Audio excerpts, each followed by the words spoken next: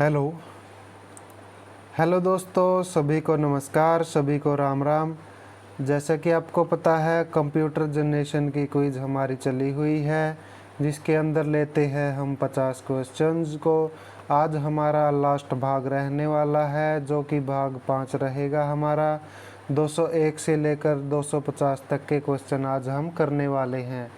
अगर आपको पिछले क्वेश्चन देखने हैं तो वो हमारी प्लेलिस्ट बनी हुई है, वहाँ पर जाकर देख सकते हैं।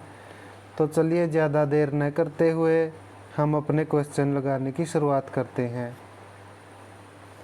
पहला क्वेश्चन है, प्रथम पीढ़ी के कंप्यूटरों में डेटा प्रोसेस करने की गति अन्य पीढ़ियों की तुलना में कैसी थी? तो पहली पीढ़ी के जो कंप्यूटर थे उनकी गति कम थी। किससे? जो अन्य प्रोसेस करने वाली जो जनरेशन आई उनसे पहली पीढ़ी की गति कम थी। तो सबसे धीमी गति मानी जाती है प्रथम पीढ़ी के कंप्यूटरों की। चलिए नेक्स्ट क्वेश्चन लेते हैं। प्रथम पीढ़ी के कंप्यूटर संचालन के लिए किस प्रकार के विशेषज्ञों की आवश्यकता होती थी?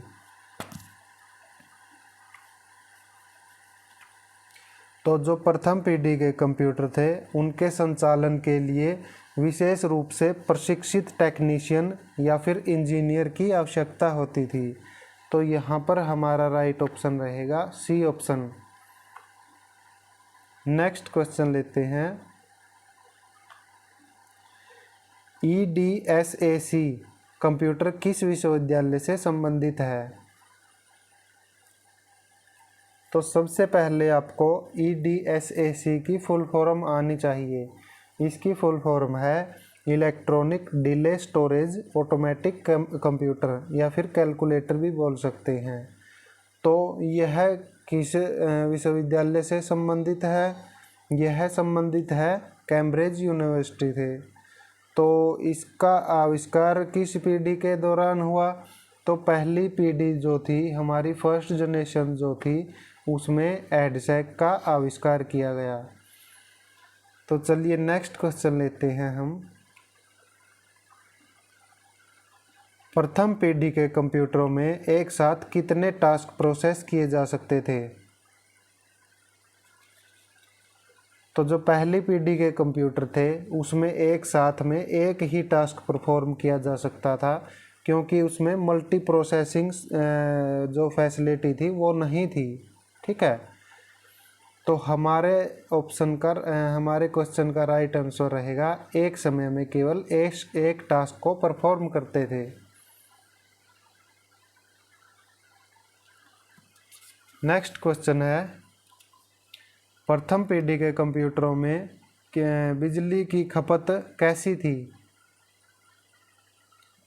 तो जो पहली पीढ़ी का कंप्यूटर थे उसके अंदर वैक्यूम ट्यूब का यूज़ होता था, जो कि बहुत ज़्यादा बिजली की खपत करता था और हीट भी जनरेट करता था बहुत अधिक।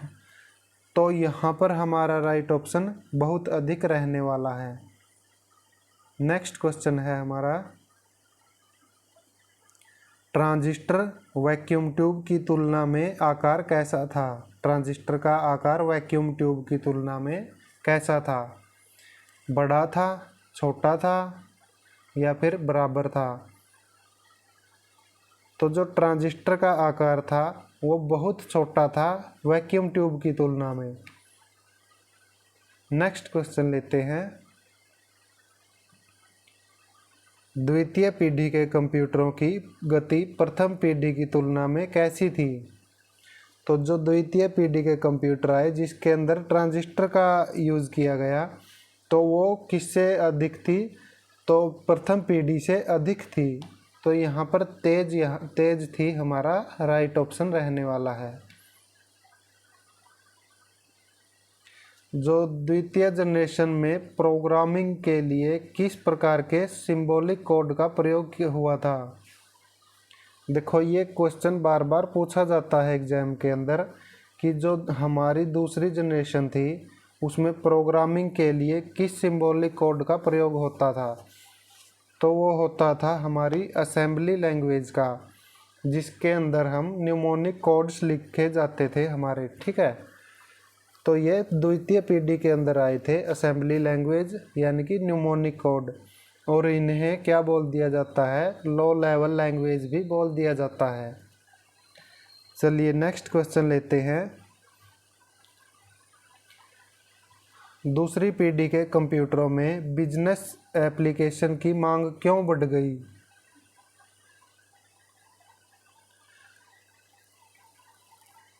तो दूसरी पीढ़ी में जब बिजनेस पर्पज़ के लिए यूज किए गए ज़्यादातर, वो अपेक्षाकृत पहले पीढ़ी की तुलना में सस्ते भी थे और विश्वसनीय भी थे। तो हमारा राइट ऑप्शन यह रहेगा, क्योंकि यह अपेक्षाकृत सस्ते और विश्वसनीय हो गए थे दूसरी पीढ़ी के अंदर। ठीक है, तो चलिए नेक्स्ट क्वेश्चन लेते हैं। द्वितीय पीढ़ी के दौरान प्रोग्रामिंग लैंग्वेज में किस भाषा ने बिजनेस एप्लीकेशन में लोकप्रियता पाई?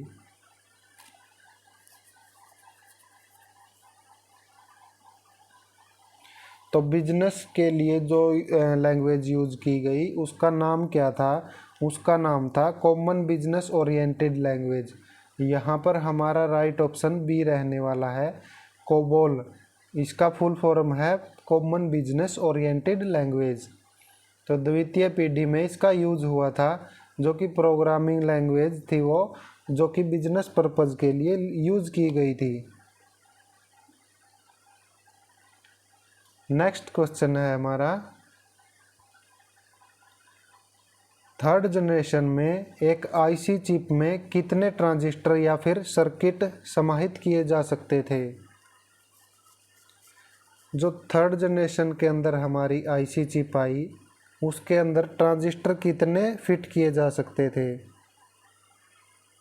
तो इसमें से हमारा राइट ऑप्शन रहने वाला है कुछ दर्जन या फिर कुछ 100 ट्रांजिस्टर तक यूज किए जा सकते थे आईसी चिप के अंदर।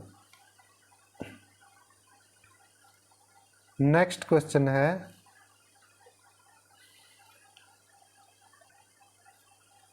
थर्ड जनरेशन में सॉफ्टवेयर इंडस्ट्री के विकास पर क्या प्रभाव पड़ा?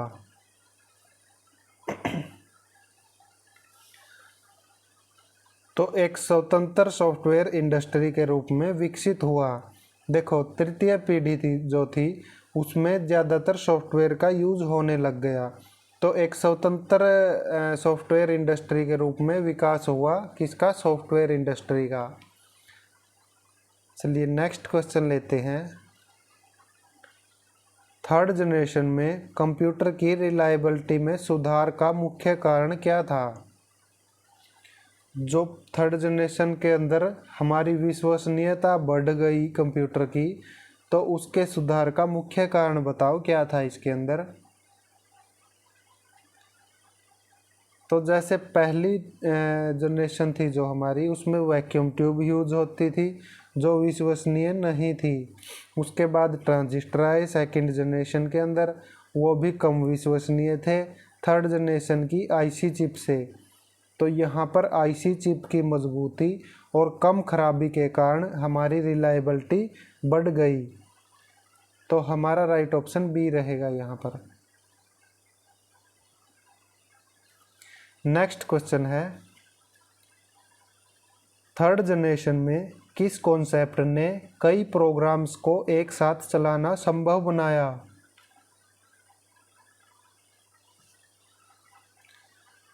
तो जो कई प्रोग्राम एक साथ चलाए जा सकते हैं उन्हें क्या बोला जाता है? उन्हें बोला जाता है मल्टी प्रोग्रामिंग। तो मल्टी प्रोग्रामिंग हमारा यहाँ पर राइट ऑप्शन रहने वाला है। थर्ड जनरेशन के अंदर जो किस कॉन्सेप्ट ने प्रोग्राम को एक साथ चलाना संभव बनाया? मल्टी प्रोग्रामिंग ने। नेक्स्ट क्वेश्चन है हमारा, थर्ड जनरेशन के दौरान कंप्यूटर इंडस्ट्री में किस कंपनी का दबदबा बढ़ा? तो जो IBM कंपनी थी हमारी, IBM जैसी बड़ी कंपनीज का दबदबा तृतीय पीढ़ी के दौरान बढ़ गया, क्योंकि उन्होंने शुरू से लेकर जो हमारे मेन फ्रेम कंप्यूटर से लेकर पीसी तक के कंप्यूटर बना डाले आईबीएम कंपनी ने। तो आईबीएम कंपनी का दबदबा था उस टाइम पे। नेक्स्ट क्वेश्चन लेते हैं। फोर्थ जनरेशन में एक ही चिप पर हजारों ट्रांजिस्टर समाहित करने की टेक्नोलॉजी को क्या कहा गया? यानी कि थर्ड जनरेशन में जो हमारी आईसी चिप हुई इंस्टॉल हुई थी, बनाई गई थी, तो उसके अंदर हम कुछ 100 ट्रांजिस्टर या कुछ हज़ार ट्रांजिस्टर ही यूज कर सकते थे। लेकिन जो हमारा जो चतुर्थ पीढ़ी आई, वहाँ पर एक माइक्रो प्रोसेसर बना दिया गया। तो उसमें बहुत सारे हज़ारों ट्रांजिस्टर का यूज होने लग गया, और लाखों ट्रांजिस्टर भी बोल सकते हैं।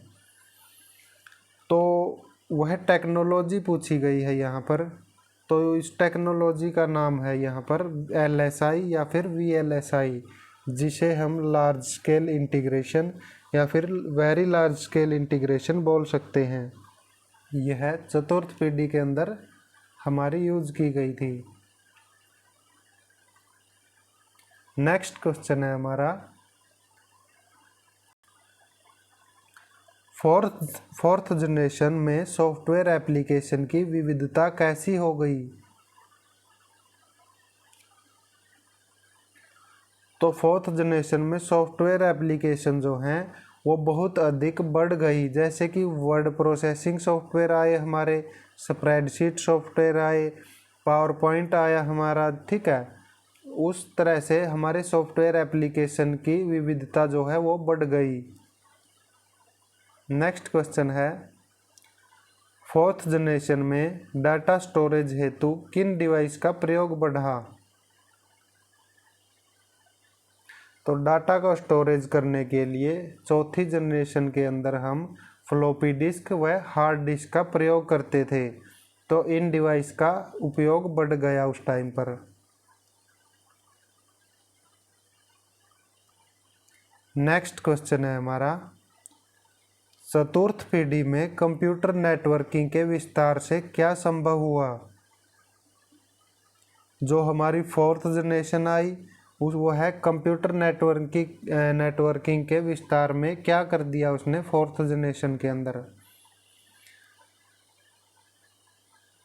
तो जो कंप्यूटर के बीच में डेटा शेयरिंग और कम्युनिकेशन को बढ़ावा दिया फोर्थ जनरेशन के अंदर, ठीक है। तो बी ऑप्शन यहाँ पर राइट रहेगा। नेक्स्ट क्वेश्चन है, फोर्थ जनरेशन के अंत तक यानी कि 1990 के दशक के अंत तक कंप्यूटर उद्योग में किसका उदय हुआ? तो 1990 के दशक के अंदर क्या आया था? इंटरनेट और सॉफ्टवेयर इंडस्ट्री का व्यापक उदय हुआ, ठीक है। उस समय पर बहुत ज़्यादा तरीके से इंटरनेट चलाया जाने लग गया था, या फिर जो सॉफ्टवेयर है जैसे कि हाई लेवल जो हमारी प्रोग्रामिंग है वो उसका प्रयोग बहुत ज़्यादा बढ़ गया था फोर्थ जनरेशन के अंदर। चलिए नेक्स्ट क्वेश्चन लेते हैं।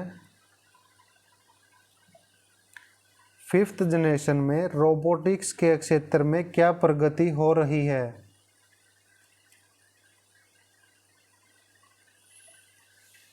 तो हमारी फिफ्थ जो जनरेशन है वो रोबोटिक्स के क्षेत्र में AI आधारित उन्नत रोबोट का विकास हो रहा है। पांचवी पीढ़ी के अंदर क्या हो रहा है? आर्टिफिशियल इंटेलिजेंस हमारी आ चुकी है और रोबोट्स पर वो लागू होती है कि रोबोट अपने आप जो भी कार्य करे वो AI के हिसाब से करेगा। तो हमारा राइट ऑप्शन डी रहेगा यहाँ पर।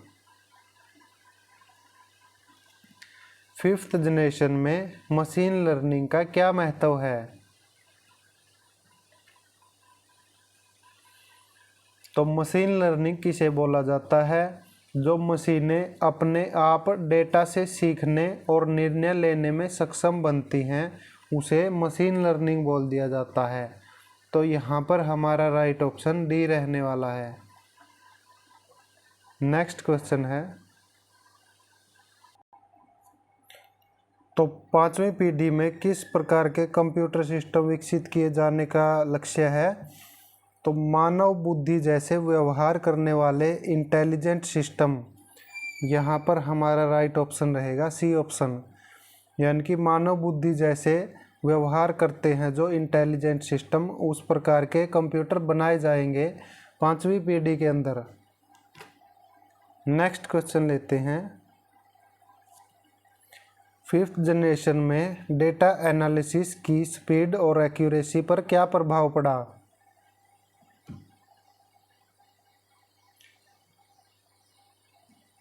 तो दोनों में उल्लेखनीय वृद्धि हुई, हमारा राइट ऑप्शन रहेगा ए ऑप्शन यहाँ पर।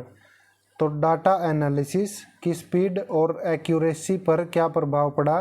पांचवी पीढ़ी के अंदर दोनों में वृद्धि हो गई। नेक्स्ट क्वेश्चन लेते हैं। फिफ्थ जनरेशन की तकनीकों का उपयोग किन आधुनिक एप्लीकेशन में हो रहा है? तो जो फिफ्थ जनरेशन है हमारी, वो वॉइस असिस्टेंट, चैटबॉट्स और सेल्फ ड्राइविंग कार में पांचवी जनरेशन की तकनीकों का उपयोग हो रहा है, जो कि नई नई एप्लीकेशन बनाई जा रही हैं।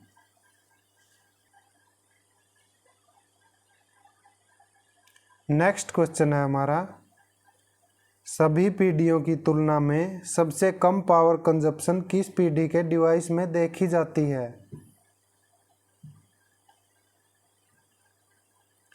तो सबसे कम जो पावर कंजप्शन होती है वो चौथी पीढ़ी और पांचवी पीढ़ी के अंदर होती है। सबसे अधिक प्रोग्रामिंग फ्लेक्सिबिलिटी किस पीढ़ी में उपलब्ध है? तो जो चौथी और पांचवी पीढ़ी है हमारी, प्रोग्राम हमारे फ्लेक्सिबल हो गए, यानी कि हम जैसा चाहें वैसा कर सकते हैं लगभग प्रोग्राम्स को। नेक्स्ट क्वेश्चन है, सबसे अधिक यूजर फ्रेंडलीनेस यानी कि सरल उपयोगिता किस पीढ़ी से शुरू हुई मानी जाती है?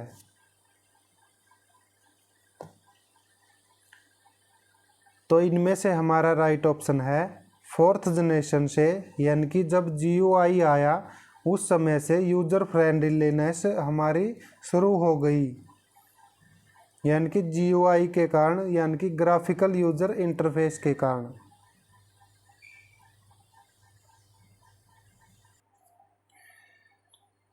पीढ़ियों की तुलना में सबसे बड़ा भौतिक आकार किस पीढ़ी के कंप्यूटर का था?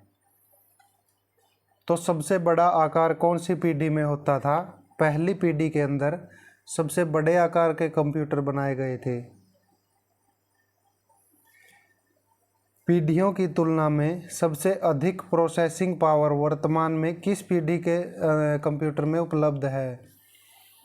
तो सबसे ज़्यादा जो प्रोसेसिंग पावर है वो पांचवी पीढ़ी में उपलब्ध है, यानी कि जो अब हमारी जनरेशन चल रही है ना, पांचवी पीढ़ी ही है वो।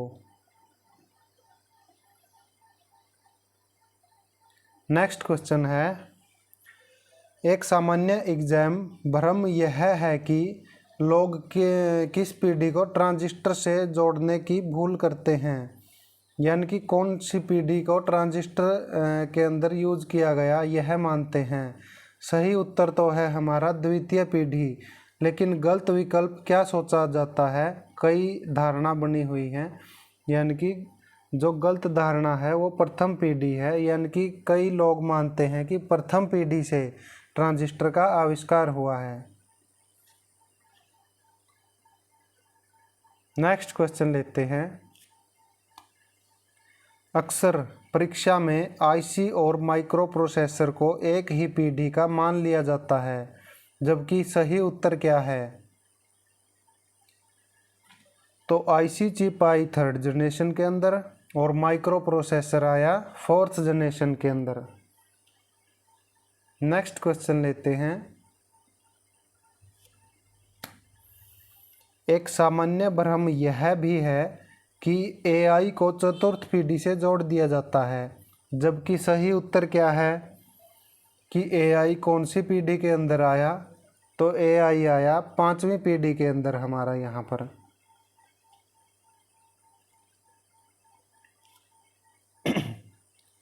एक कॉमन गलतफहमी यह भी है कि ENIAC जो कंप्यूटर है उसको तृतीय पीढ़ी का मान लिया जाता है, जबकि यह कौन सी पीढ़ी का है। ENIAC मैंने बताया था, एक है ENIAC, एक है EDVAC, एक है EDSAC और लास्ट वाला है UNIVAC। ये जो कंप्यूटर हैं ये प्रथम पीढ़ी के कंप्यूटर माने जाते हैं, तो यहाँ पर तृतीय पीढ़ी के नहीं हैं। नेक्स्ट क्वेश्चन है, एक कॉमन गलतफहमी यह भी है कि IBM जो PC है उसको तृतीय पीढ़ी का माना जाता है, जबकि यह किस पीढ़ी का है।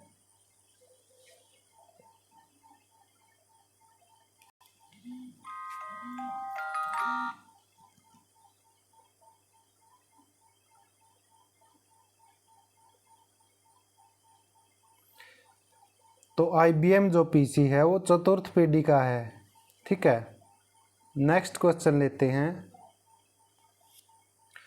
IBM कंपनी के योगदान कंप्यूटर की किन किन पीढ़ियों में महत्वपूर्ण रहा है।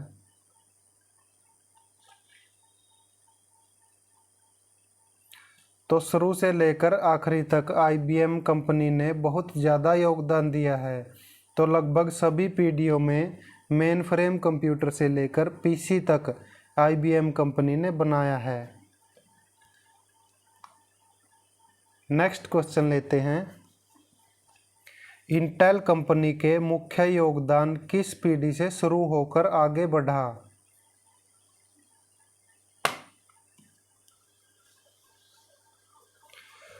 तो जो इंटेल कंपनी ने क्या बनाया था, सबसे पहला माइक्रो प्रोसेसर इंटेल कंपनी ने ही बनाया था। तो वो किस पीढ़ी में बना, वो बना 4th जनरेशन के अंदर।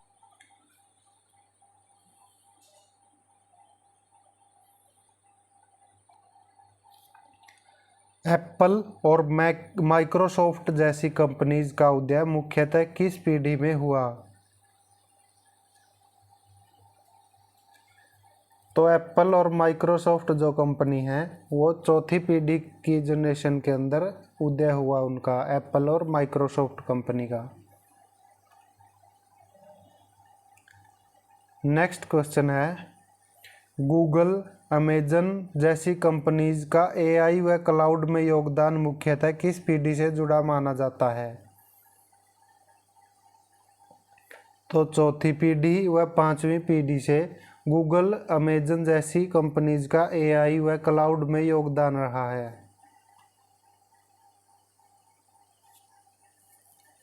नेक्स्ट क्वेश्चन है, बेल लैब्स का योगदान मुख्यतः किस पीढ़ी की तकनीक से जुड़ा माना जाता है। बेल लैब्स में क्या बनाया गया था, ट्रांजिस्टर को बनाया गया था। तो बेल लैब्स में ट्रांजिस्टर बना, तो ट्रांजिस्टर का आविष्कार कौन सी पीढ़ी में माना जाता है, द्वितीय पीढ़ी में। तो यहाँ पर हमारा राइट ऑप्शन रहेगा द्वितीय पीढ़ी। यदि प्रश्न में सबसे पुरानी पीढ़ी कौन सी है यह पूछा जाए तो उत्तर क्या होगा। तो उत्तर होगा हमारा सबसे पुरानी पीढ़ी है प्रथम पीढ़ी।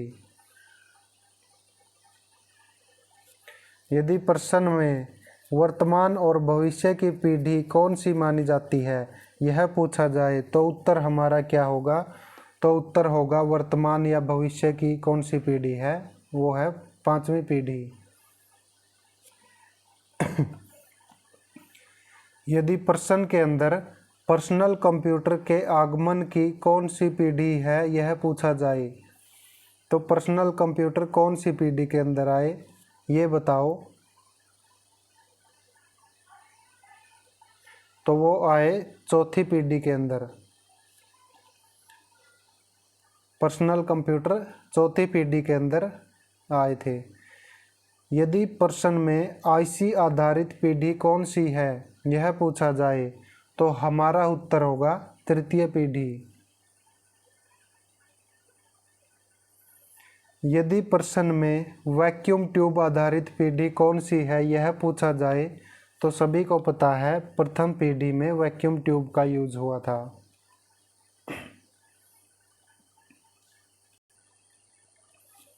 नेक्स्ट क्वेश्चन है, कंप्यूटर पीढ़ी के प्रश्नों को हल करने की सबसे अच्छी रणनीति क्या है?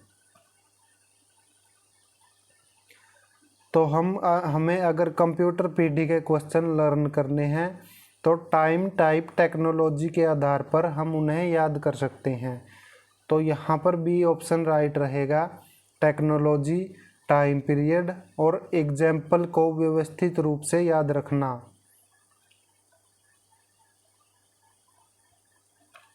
अगर दो पीढ़ियों की टेक्नोलॉजी भ्रमित करने वाली लगे तो सबसे विश्वसनीय पहचान का आधार क्या माना जाएगा?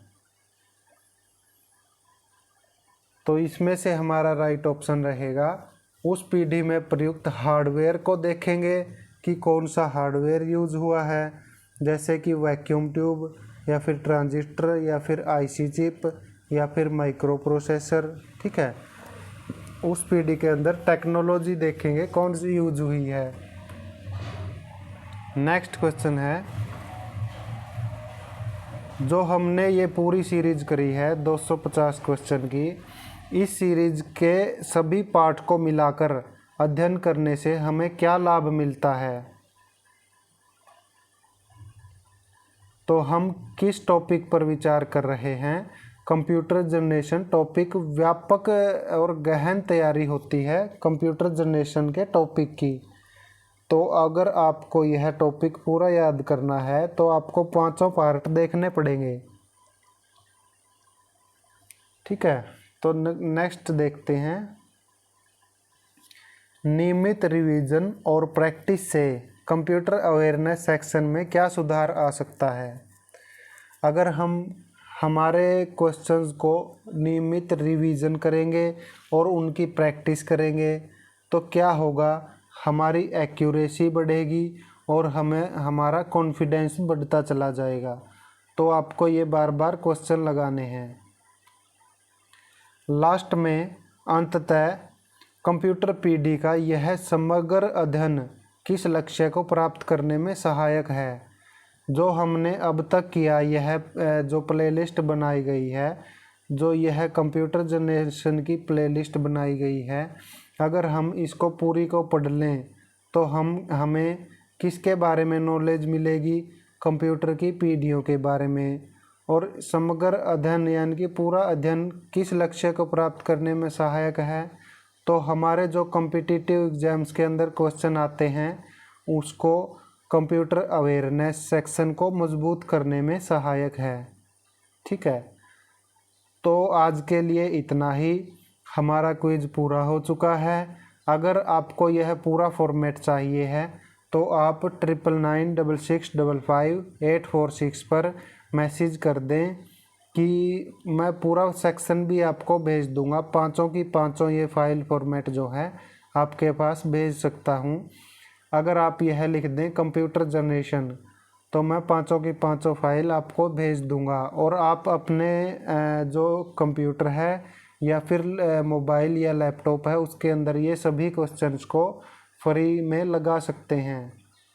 ठीक है, अगर आपको फिर से शुरू करें पर दबाना है तो हमारा टेस्ट ये जो है फिर से शुरू हो जाएगा और हम बार बार क्वेश्चंस को लगा सकते हैं। जैसे कि प्रथम पीढ़ी के कंप्यूटर में डेटा प्रोसेस गति अन्य पीढ़ियों की तुलना में कैसी थी? तो सबसे धीमी थी। नेक्स्ट क्वेश्चन देखते हैं, प्रथम पीढ़ी के कंप्यूटर संचालन के लिए किस प्रकार के विशेषज्ञों की आवश्यकता पड़ी? तो विशेष रूप से प्रशिक्षित टेक्नीशियन यूज किए जाएंगे। एडसेक कंप्यूटर किस विश्वविद्यालय से जुड़ा है? तो एडसेक जुड़ा है कैम्ब्रिज यूनिवर्सिटी से। तो इसी तरीके से आप अलग अलग बार बार क्वेश्चन लगा सकते हैं। तो आज के लिए इतना ही। धन्यवाद, सभी को नमस्कार। जय हिंद, जय भारत।